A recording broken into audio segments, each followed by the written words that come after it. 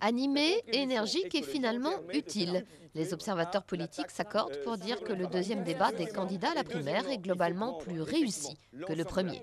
On a eu un débat beaucoup plus dynamique, beaucoup plus enlevé, avec des candidats beaucoup plus déterminés et qui ont maintenant endossé les habits d'un vainqueur possible, même s'il y a des vraies différences entre François Hollande d'un côté, Martine Aubry et les autres candidats, d'un vainqueur possible à la primaire socialiste. Un débat où les divergences sont apparues au grand jour. Mais dans la mesure où le premier tour de la primaire approche, il était temps que les candidats ouvrent entre eux le débat d'idées.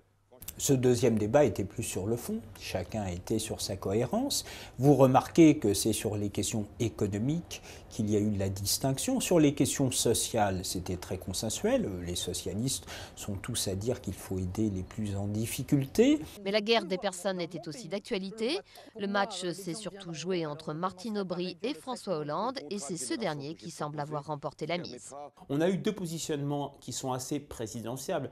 Martine Aubry qui a été pédagogue, qui a cherché à incarner un véritable rassemblement, donc ancienne première secrétaire du Parti socialiste.